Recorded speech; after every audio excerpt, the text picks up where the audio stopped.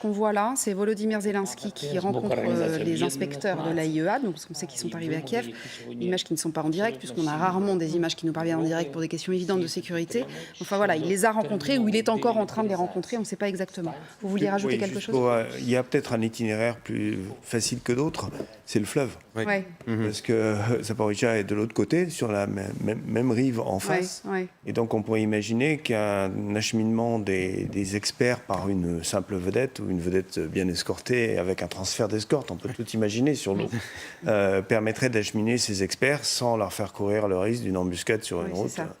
Donc, et dans une zone plus ou moins grise finalement. Plus ou moins provoquée. Après on peut imaginer plein de scénarios. Alors vous savez qu'à propos d'imaginer des scénarios, moi je vais vous donner un scénario, enfin je vais laisser la télé russe nous expliquer de quel scénario il parle justement, au sujet des experts de l'AIEA. C'était hier soir sur Russia One, dans ce fameux talk show qu'on connaît bien maintenant.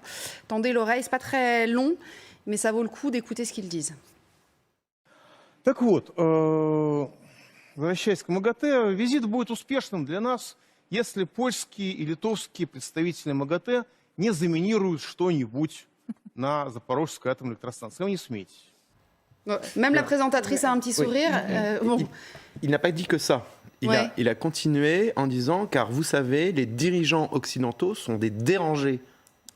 C'est incroyable. Et qui n'ont pas que leur niveau intellectuel n'est pas suffisant et qui ne se rendent pas compte que ce serait très dangereux de miner la centrale. Donc les experts de l'AIEA, ces hommes et femmes que vous voyez ici, sont venus pour miner la centrale. Miner la centrale, oui. Miner la centrale nucléaire. Bon, enfin, en même temps, ils vont directement à l'encontre de ce que pense le Kremlin, puisque le Kremlin n'arrête pas de dire que depuis le mois de juin, eux, ils étaient pour justement que l'AIEA vienne vérifier l'état de fonctionnement de cette centrale, et que c'était bien sûr la faute des Ukrainiens qui, eux, refusaient, ce qui était vrai d'ailleurs, parce que les Ukrainiens considéraient à l'époque que c'était reconnaître de facto l'occupation russe de cette centrale, mais le temps passant, ils se sont rendus à l'évidence, effectivement, que ce soit les Russes ou pas qui soient là, il faut impérativement que les experts de l'AIEA puissent arriver.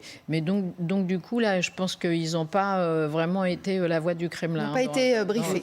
Mais après, je trouve très intéressant cette histoire de parcours et des difficultés d'accès de l'agence, parce qu'en fait, pour aller plus loin sur les zones occupées, ça pose une question en droit international. La Russie veut impérativement faire reconnaître à cette agence leur droit d'ingérence. C'est ça.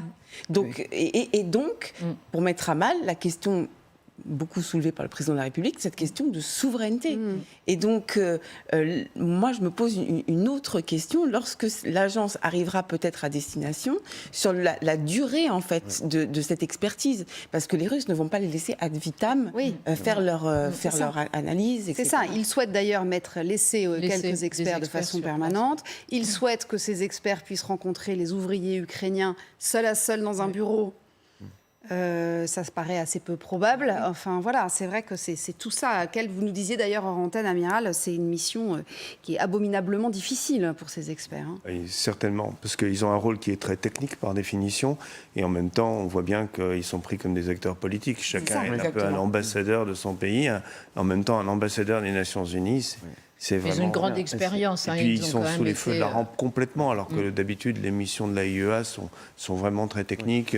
Et assez discrètes par essence. Et ce qu'a dit le député est intéressant. Enfin, la seule chose qui est intéressante, c'est pas qu'il dit une ineptie, c'est la nationalité pointée, désignée, polonais, lituaniens, qui sont parmi les pays les plus en avant face à la Russie, leur histoire de leur pays, leur donnant tout de même quelques raisons de s'inquiéter de l'expansionnisme russe. Alors que tous ces gens-là sont avant tout choisis pour leur qualité et leur référence scientifique. Mais il y a un Russe d'ailleurs, je crois, dans le contingent. Il faut vérifier ce que j'entendais sur le site de l'AIEA.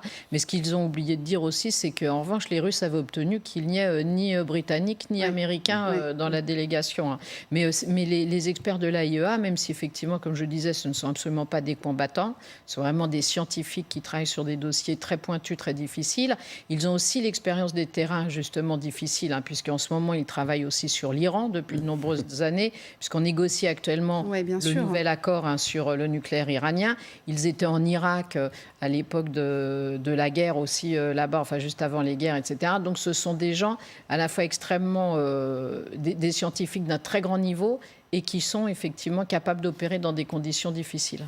Alors, je vous rappelle l'information que nous donnait Thomas Misraki il y a une seconde. La voie d'accès depuis la ville jusque vers la centrale est bombardée quotidiennement, enfin heure après heure, est bombardée alors par les Russes, disent les Ukrainiens. Après, c'est toujours compliqué évidemment de savoir d'où ça vient, mais manifestement, donc pour le moment, l'arrivée de ces experts à Zaporijjia est compromise.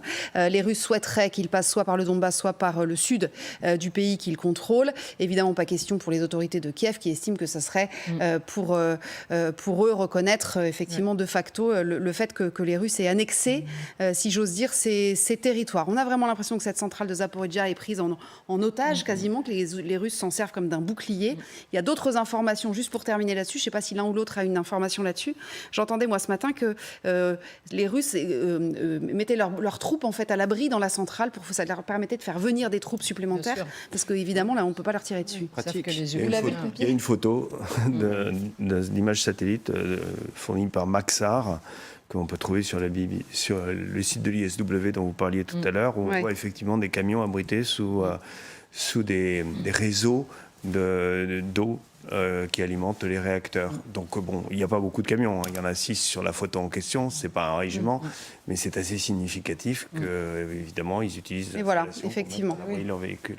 Elle est là, cette photo. Merci infiniment, en tout cas, pour toutes ces précisions, toutes ces analyses. Merci également à Thomas, évidemment, et Charlotte pour leur travail sur le terrain. Merci à tous nos invités. On se retrouve dans quelques instants pour